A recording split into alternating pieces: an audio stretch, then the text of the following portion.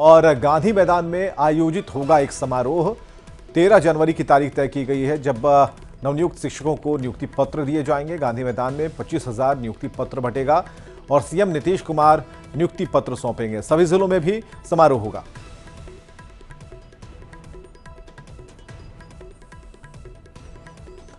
अपने इस YouTube channel पर हार्दिक स्वागत है। जैसा कि आप लोग अपने स्क्रीन पर देखे होंगे आप वीडियो, तो वीडियो में आपको देख करके ये बात तो पक्का पता चल गया होगा कि 13 तारीख को आपका क्या मिलेगा, 13 जनवरी को आपका नियुक्ति पत्र मिलने वाला है। तो ये वीडियो देख करके आपको तो कंफर्म हो गया होगा कि 13 जनवरी को हमारा नियुक्ति पत्र मिल जाएगा। तो ये बात अब कंफर्म हो चुकी है। बाकी मैं अगला बात आपको बता दूँ, ये छुट्टी से संबंधित है। तो छुट्टी से संबंधित जो है थोड़ा सा नियम कानून उसका बदला गया है। ये मुजफ्फरपुर का कार्यालय आदेश दिया गया है कि जो 16 छुट्टी दी गई है उस 16 छुट्टी में 10% शिक्षकों को ही छुट्टी दी जाए, उससे ज़्यादा शिक्षकों को छुट्टी न दी जाए एक साथ। और 16 छुट्टी जो कि वर्ष में आपको एक साल में आपको मिलनी है। तो ये चीज़ें थी उसके प्रावधान में। उसके साथ ही साथ मैं आपको दिखा दूँ, यहाँ पे आज से थंब इम्प्रेशन चालू हो गया है। जो TRE 1 में, जैसे जो TRE 1 में जो कैंडिडेट आए हुए हैं सिलेक्ट होकर के, जो जॉब कर रहे हैं इस समय, एक आध वेतन भी ले चुके हैं इस समय, तो वे स्टूडेंट्स का आज से थंब इम्प्रेशन होगा। शिक्षकों का थंब इम्प्रेशन मिलान आज से होगा। तो आज देख सकते हैं फ्रेंड्स, यहाँ पे आपको पूरा बात यहाँ पे लिखा गया है कि आज से आपका थंब इम्प्रेशन हो जाएगा, जो कि TRE 1 में, यानी जगह 26/2003 आपको मैं दिखा दूँ। ये आप देख सकते हैं नियुक्ति पत्र वाला 26/2003 जो लिखा हुआ है, 26/2023 ये जो है आपका एडवर्टाइजमेंट नंबर था, यानी जो TRE 1 का था। तो आज से इसका मिलान होने वाला है। ये आपका पटना से खबर आ चुकी है। अगला ये देख सकते हैं, ये दरभंगा का ये है, कार्यालय का दरभंगा से निकला हुआ है। दरभंगा क्या, ये हर जिले में लागू होगा, बट मैं आपको अलग अलग दिखा दे रहा हूँ। फिर भी ये आप देख सकते हैं थंब इम्प्रेशन के लिए यहाँ पर इन्होंने नोटिस जारी कर दिया कि कब आपको कितना थंब इम्प्रेशन करवाना है। जैसे दरभंगा जिले में कुल मिलाकर 18 प्रखंड हैं। 18 प्रखंड में जैसे बहादुरपुर है, अलीगढ़ है, बेनीपुर है, बेहाड़ी, बिरौल है। तो ये सारी चीज़ें मिला करके आप देखेंगे तो तारडी लास्ट जो है ये होगा। तो इन सारे का थंब इम्प्रेशन कब, कितने तारीख को, कितने बजे करना है, ये आपका पूरा लिस्ट यहाँ पर दिया गया है। और ये जिम्मेदारी आपके प्रधानाध्यापक का होगी, जो आपके स्कूल में हेडमास्टर होंगे वो ये काम करवाने वाले हैं। जैसे 3 तारीख यानी आज से लेकर के ही आपका चालू है। 3 से 4 तक में बहादुरगढ़ का होगा, फिर 5 से 6 तक में आपका अलीगढ़ का होगा, फिर 7 से 8 में आपका बेनीपुर का होगा। इसी तरह से अलग अलग डेट में आप देख सकते हैं अलग अलग जिलों का होगा और ये लगातार चलता रहेगा। तो थंब इम्प्रेशन आप देख सकते हैं अलग अलग प्रखंड का अलग अलग हिसाब से इन्होंने तिथि जारी कर दी है। इसी दिन आपको जाकर के अपना करवाना होगा और ये जिम्मेदारी आपके प्रधानाध्यापक होंगे, जो कि लेकर के आपको जाएंगे करवाने के लिए। उसी तरह से और भी जगह जारी हुआ है, जैसे यहाँ पर आप देख सकते हैं, ये आप देख सकते हैं फ्रेंड्स, यहाँ पर भी जो है ये प्रखंडवार यहाँ पर देख सकते हैं। ये जहाँ भी प्रखंड होगा तो ये सारा प्रखंडवार यहाँ पर आपको कब कब जाना है, कितने तारीख को जाना है, कराना है, ये सारा यहाँ पर दे दिया गया है। उसी तरह से यहाँ पर आप देख सकते हैं सीतामढ़ी में जो है आग सेकते हुए कुछ लोगों का फोटो वायरल हो गया था, तो उसके कारण उन्होंने स्पष्टीकरण मांगा है और साथ ही तब तक के लिए वेतन रोक दिया गया है।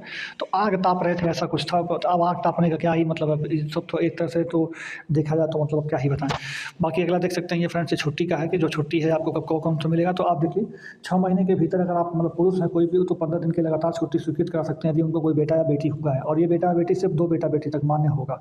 उसके बाद यहाँ पर लिखा हुआ सरकार, ये महिला जो होगी सरकारी सेविका होगी, वो 2 माह तक संतान के लिए मतलब 2 माह तक स्वीकृत दिएगा, जो कि 180 दिन से प्रारंभ होती है। यानी 180 दिन तक की छुट्टी ले सकती है, 2 महीने तक की छुट्टी मिल सकती है। मतलब ये देखिए अगर 180 दिन तक की इनको छुट्टी मिल सकती है और ये 2 संतान तक ही लागू होगा। 2 संतान के बाद अगर यदि आप करते हैं तो उस पर लागू नहीं होगा।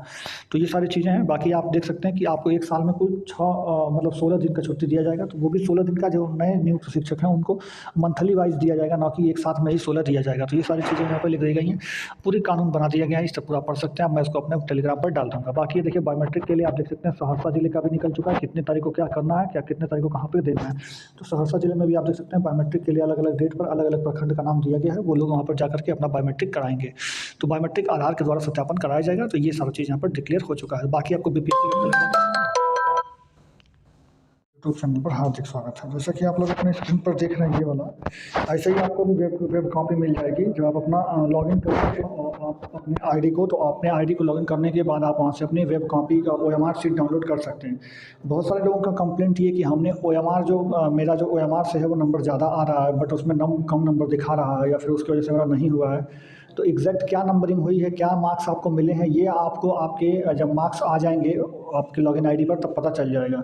तो इसलिए आप तब तक का वेट करिए। बाकी इसमें क्या घपलाबाजी हुई है क्या नहीं हुई है वो तो आगे पता चल ही जाएगा। तो OMR आप चेक कर सकते हैं, अपना देख सकते हैं, उसको मिला भी सकते हैं। तो आप लोग देख लीजिएगा। बाकी जो है वो मैं आपको बता दूंगा।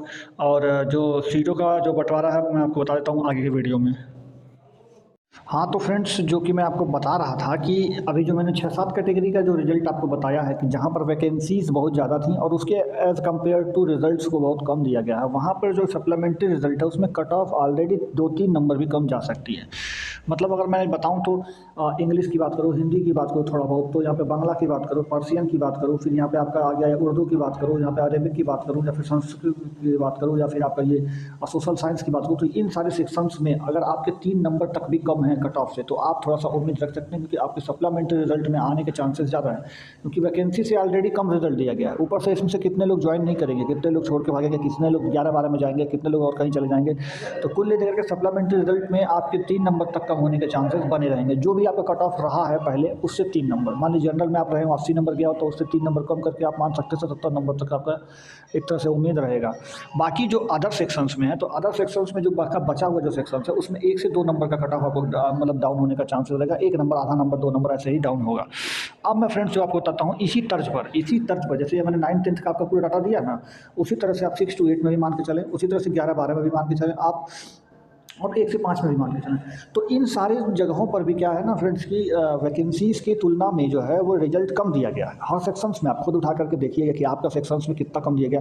मैं आपको एग्जांपल के रूप में बताता हूँ कि 6 to 8 में मैथ साइंस का जनरल का, मैं सिर्फ जनरल बता रहा हूँ अभी आपको, जनरल मेल बता रहा हूँ। जनरल मेल में 2215 सीटें हैं शायद, 2275 सीटें, सॉरी 2275 सीटें, जिसमें से रिज़ल्ट सिर्फ 1900 लोगों का दिया गया। मेल की मैं बता रहा हूँ। इसी तरह से अगर टोटल सीटों में अगर इसको काउंट करेंगे तो अगर 32,000 रिजल्ट वो था, तो करीब तकरीबन ये ज़्यादा से ज़्यादा दिए होंगे तो 25-26 हज़ार रिजल्ट दिए हैं, यानी 6-7 हज़ार रिजल्ट उसमें भी नहीं दिए हुए हैं, 6 to 8 में भी नहीं दिए हुए हैं। तो इस तरह से मैं आपको बता रहा हूँ थोड़ा सा।